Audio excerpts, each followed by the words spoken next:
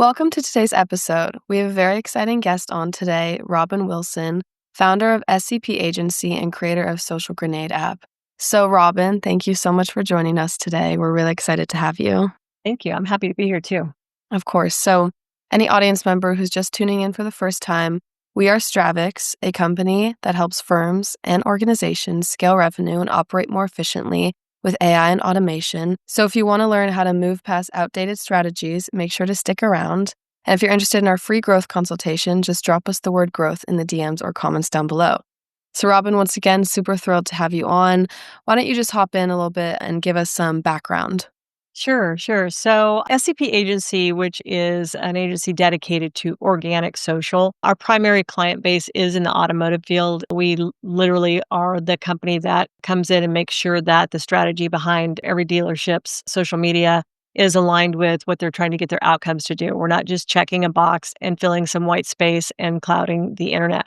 We literally have a strategy behind every organic post that we make. We also handle a lot of paid social, not Google. We're just talking the social channels. And I don't feel like search or display, to me, those fall into a digital world where I literally just specialize in the social side of it. And that's on SCP Agency side. We also serve other client bases. We have other verticals that we serve in there too. But on the automotive side, it probably serves about 80% of our client base.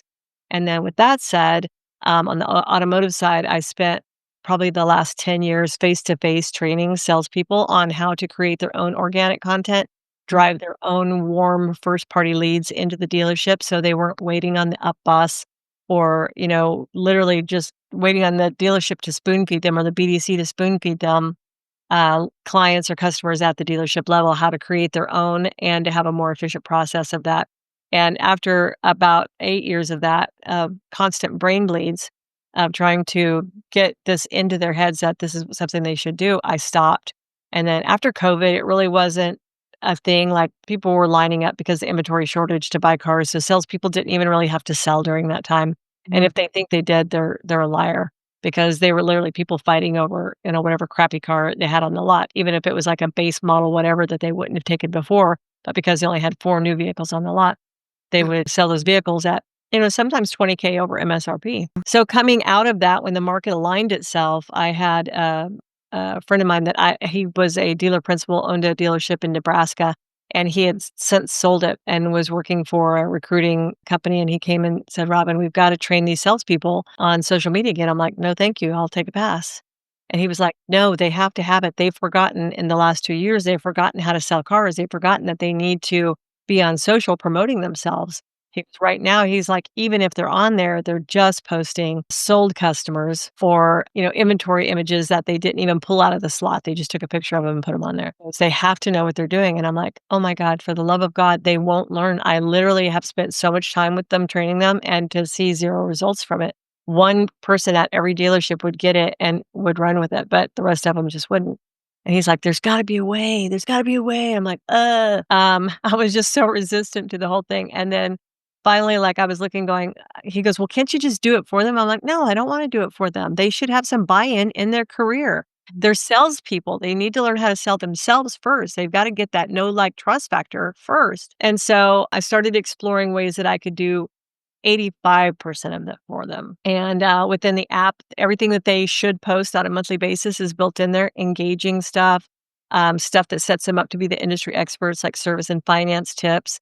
Their vehicle, their OEM images are in there. There's contests, there's all kinds of fun stuff that's built in there. There's over 300 different social media posts built into the app that's cleared out every month and then reloaded on the first of the month. So they have fresh content every 30 days. And I thought, that would be great, but then they're going to forget to use it.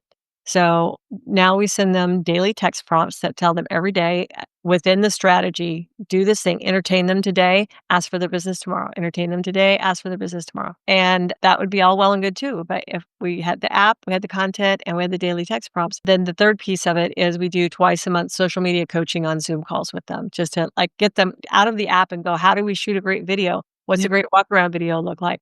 What other things can you do that are trending in the industry? So we've kind of wrapped it all together, and now they're seeing success because salespeople are not generally creative. They work in their analytical brains and not their creative brains. And so overcoming that right there was probably my biggest hurdle. So if I could overcome that part for them and then I could tell them what they needed to do on the daily, then it worked out really great for them. Yeah. Thank you so much for that background. That was amazing. So something you mentioned, you said like a big mistake is just like taking a picture and uploading it, right? Is that like the biggest mistake you see with when the dealerships try to market online? Is it the pictures? It's the biggest because it's the only thing that they do. And they don't think about, you think about the wealth of knowledge that anybody who works at a dealership has that the general public doesn't have, right? Like, let's talk about leasing a vehicle. So, a lot of people don't understand what leasing a vehicle looks like. If you've never leased before, you don't know what that's about, right? And the commercials that the tier ones put out, right? Like they put out the national ads and it'll go $3.99 a month, blah, blah, blah, this much money down, do it signing for well-qualified buyers, and we know that that's a lease, right? And so if you don't even know what a well-qualified buyer is, you're going to assume like that's a 720 or above is the only people that are eligible to lease a car. And the truth is that I've seen people lease a car with a 600 credit score. And That's knowing that that's available to people, the terms are different. Just like if you're buying, your interest rate is different. If your score is lower, the terms are different. Also on a lease, those are things that people don't know. And so could you educate the public and set yourself as the, you know, trusted advisor in the car buying process if you pushed information out like that at a dealership level or at a salesperson level? Or how often should we rotate our tires? Why did me changing my oil go from every 3,000 miles to now every 7,500? And so a lot of the things that are common knowledge because we live in this world are not common knowledge for everybody else. And so they could be literally educating the public and therefore setting themselves up to win, the whole automotive war. 100%. So what changes have you seen specifically in consumer behavior in the past 5 years when it comes to, buying cars online versus in person? Right.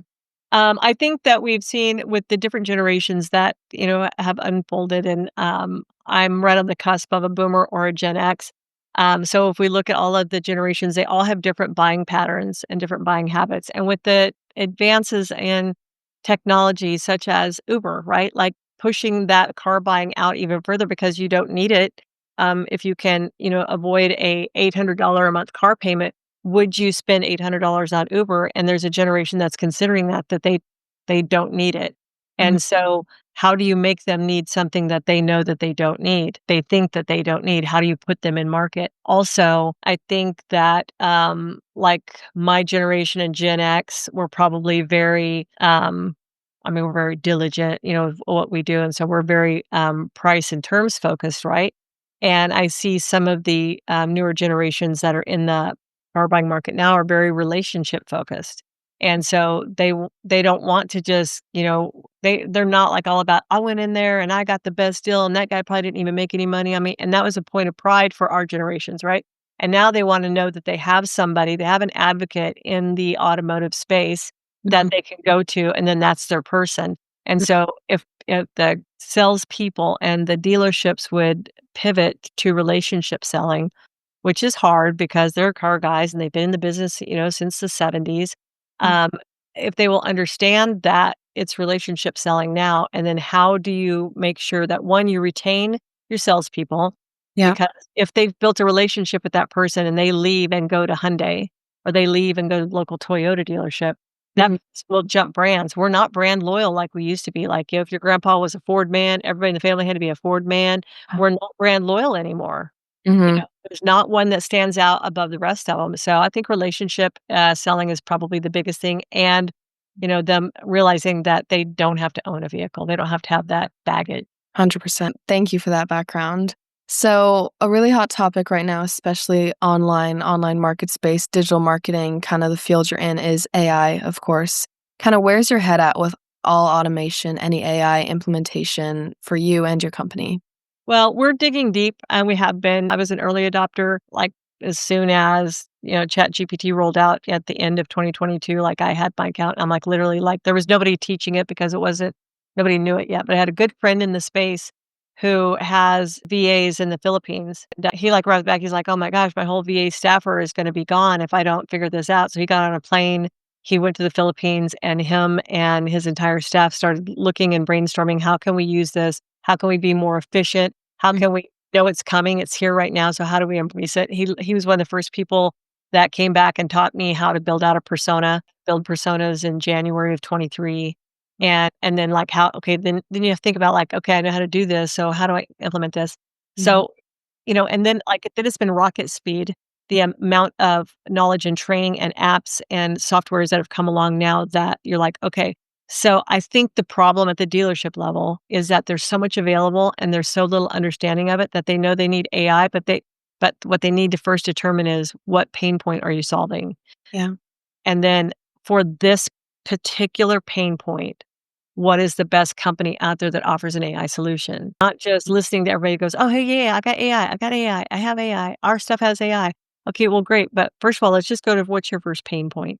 Solve that, see how that works for you, and then you can look up and look around and go, "Okay, I bet that there's another solution for this thing right here, and we can stream like that." I think that just like data integrity was a big buzzword a couple of years ago in the automotive space, and everyone was like, "Yeah, we have data integrity. We're like everything is locked, everything is cleansed, everything is whatever." I think that AI is a buzzword right now that dealers are getting shoved down their throat, and they'll first just seek out what their pain point. What's your number one pain point? Okay, now take advice from everybody in your 20 group and go, I'm trying to solve this right here. I'm trying to add AI right here to streamline this one pain point. How do I do that? What is the companies that you guys are using? What are you experiencing with that? Instead of like just trying to incorporate it everywhere. Yeah, 100%. I love that philosophy. So, kind of just wrapping up a little bit today, if there's someone in the audience who's a young entrepreneur or kind of just looking to break into the industry maybe, do you have any advice for them? Any send-offs? Even though this is counterproductive to like what I do, because as an agency, we offer this service, but always if you can have it in-house, it's the best. Somebody that is watching that wants to break into automotive would study like what automotive social should look like. There is such a need in the market for that. And a lot of the people that I see doing it are doing it poorly and they're serving one niche that they're interested in, like it may be TikTok. I'm interested in TikTok, so that's all I'm gonna do is TikTok. Mhm. When it's a full service, like, you can't just come in and go, "I only like these platforms," because if you wanna look where the generations live, which generation lives on Facebook? Which one lives on TikTok? And then go, "Okay, I have to serve all of these generations," because, first of all, the generation that lives on Facebook has the money. Yeah. Okay, we know that. So why would you ignore that platform just because you don't use it? Yeah. Study it, become part of it. And so I think there's a big hole in the market for in-house social media that can serve even a dealer group. Like I think one person could serve like up to 4 in a dealer group and do a great job of that. I think that they should either get some training, which we do offer as well. I do go and train social media managers at dealerships, but they need to learn structure, discipline, and Mhm. processes so that it doesn't make you crazy and you're not reactive every day trying to figure out what to post, that you have a plan every month. That's great advice. Well, thank you so much for hopping on today. I had a really great time talking with you. Absolutely. Thank you for having me.